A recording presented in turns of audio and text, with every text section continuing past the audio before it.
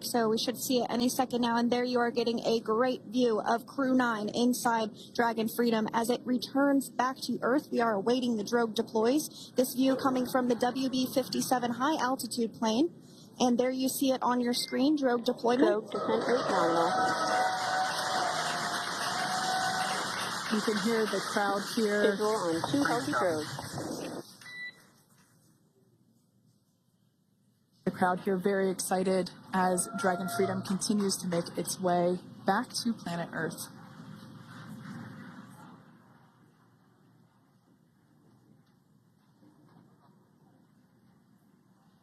Next up, we'll stand by for the main deployment of the parachutes. The mains are quite a bit larger. You'll be able to notice the difference on your screen once they deploy, and they continue to ensure that the Dragon spacecraft slows down even further. As we mentioned, Freedom will be traveling 16 miles per hour when it splashes down off the coast of Tallahassee, Florida, here at 2:57 p.m. Pacific time this afternoon. And there we go. We have visual on 4 healthy mains. That view was from inside. Freedom copy. That view was from inside one of the buckets where the parachutes are located. So we see a great view there of the reefing on those parachutes. And as those main parachutes begin to inflate fully, 4 beautiful, healthy mains. Now awaiting visuals of splashdown. Freedom. We'll start to hear Commander Nick Hague. Copy 1000. As we heard right there, Commander Nick Hague will be calling out the altitude of the Dragon capsule from here on out. Landing in water is simpler and provides more margin against unlikely parachute issues. You can see those parachutes continuing to slow the Dragon capsule down. And if you're just joining us, you're looking at 800 meters. A live view of Crew 9, just minutes away from splashing down off the coast of Tallahassee, Florida. Splashdown 2 minutes from now at 2:57 p.m. Pacific. We do have 4 healthy mains really doing the job there. Just breathtaking views of a calm, glass-like ocean off the coast of Tallahassee, Florida. Crew 9 just minutes away from splashing down. This is really such an incredible shot.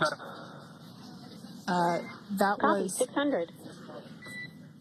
That was a live view from our recovery vessel, Megan, which is stationed a couple miles away from the splashdown site. We can see the crew there using their restraints as resting places for their arms. They were just in space moments ago, so their arms were able to float freely. 400 meters. This is a gorgeous bluebird day here that we have for the splashdown of Crew 9. It's incredible to think that the Dragon capsule just minutes ago was going over 17,000 miles per hour, and now gently coasting to a soft splashdown. 200. Copy 200 meters. Brace for splashdown.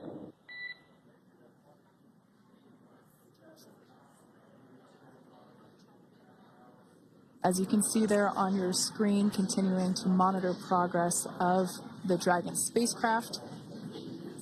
And we're going to stand by for splashdown located in the Gulf of America off the coast of Tallahassee, Florida.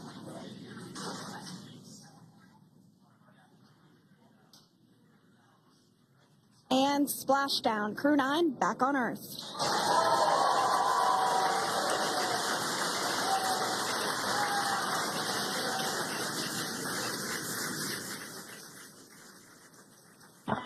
And SpaceX Freedom, splashdown. Good main release. Copy splashdown. We see main chutes cut. Nick, Alex, Butch, Sunny, on behalf of SpaceX, welcome home.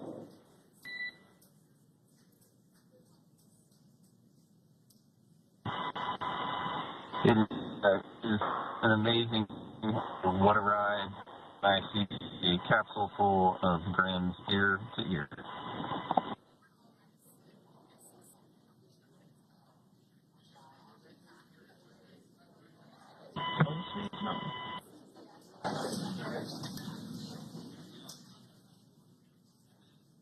And as you can see on your screen, we have visual confirmation of splashdown. Dragon Freedom has returned home, and NASA astronauts. System safety verifications are in progress.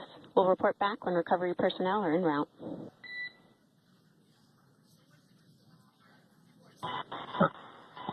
Understand. And, we're in section 2, 4.800 landing response. And looking for your words. I'm just going to, is necessary.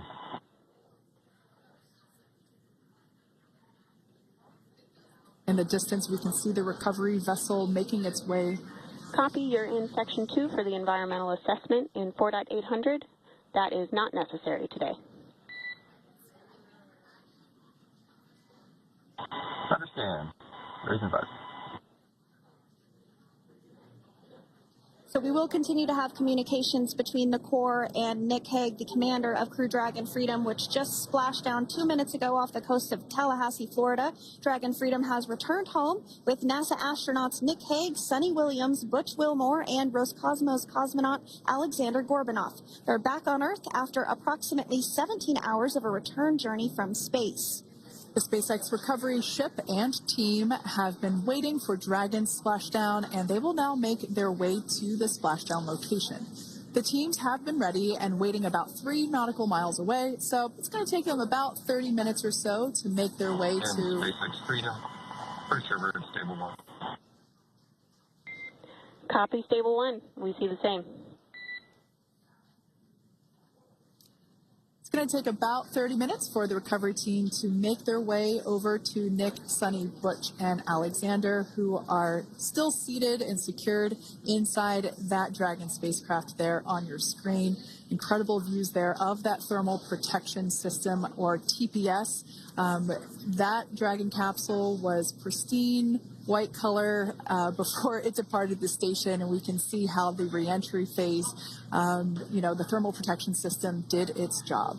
Now, if you're wondering what that hole, that like bucket area is, that is underneath the side hatch. That is where the main parachutes were stored. So when we saw the Dragon capsule docked at station, it looked very different. The panel that protects and covers the main parachutes, that was still intact, as well as the panels that enclose where the drogue parachutes are located.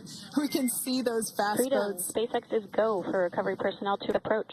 Expect personnel alongside in the next few minutes. Freedom copies. We can see those fast boats. We weren't kidding when we said they were fast. While it does take about 30 minutes for the main recovery vessel to make its way over to the capsule, these fast boats will be doing a couple of things simultaneously. A couple of them are going to be working to retrieve the parachutes that you see in the background there of this drone shot. Those parachutes will be retrieved from the ocean surface. We want to make sure we are able to pull those out. The recovery vessel there closest to the spacecraft is going to be performing some safety checks. We can see there they're using an instrument that is basically working to detect if there are any hypergolic vapors or fumes that are still residing in and or around the Draco thruster nozzles or outlets. The hypergolic fuel, which is necessary for on-orbit burns to maneuver the spacecraft. Unfortunately, those hypergolics are unable to be breathed. They are toxic, and so this team here is doing those initial safety checks to make sure that it is safe for the rest of the recovery team to approach the spacecraft.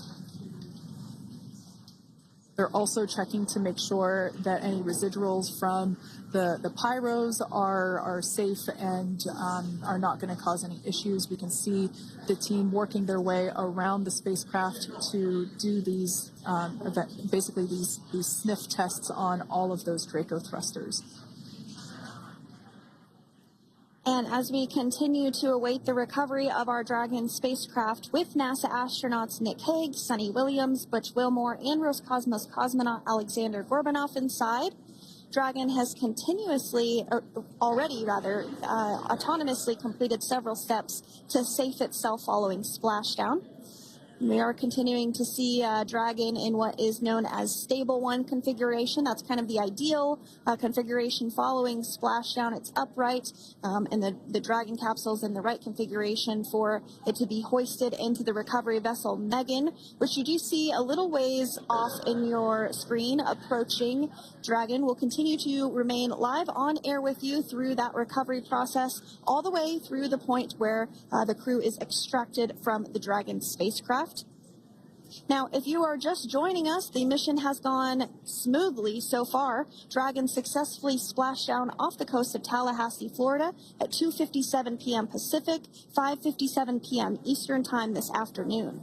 Approximately 17 hours prior to splashdown, Dragon autonomously undocked from the International Space Station, completed a series of departure burns, jettisoned its trunk section, and performed its final burn, the deorbit burn.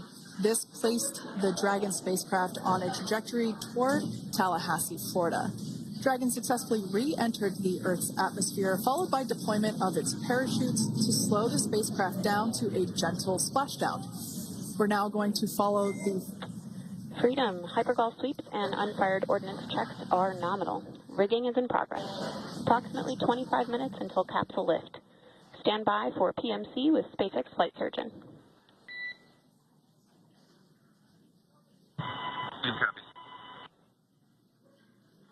And so what we did just hear there was communications that those hypergol checks were complete. They didn't find any of that upon those checks, so we'll continue to move through the timeline. Next up is a process called rigging, which you see happening right now on your screen. This is when a SpaceX recovery personnel actually works to climb aboard the capsule and work through procedures ahead of lifting onto the nest of the recovery vessel Megan. We heard it's going to be about 25 minutes or so until that lift actually takes place.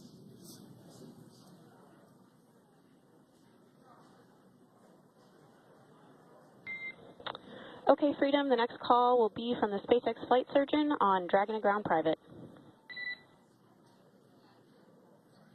Understand.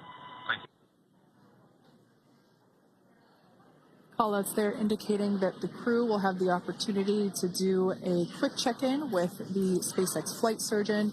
This is standard procedure for every Dragon spacecraft when it returns to Earth. It's just an initial check-in, make sure everybody is doing okay. They will also have another check-in with the flight surgeon once they are on board that recovery vessel that you see there in the background. We can now see that SpaceX recovery team member they're on top of the Dragon spacecraft. They are going to be working to install plugs in the Draco thrusters to ensure that none of those, and to ensure that no more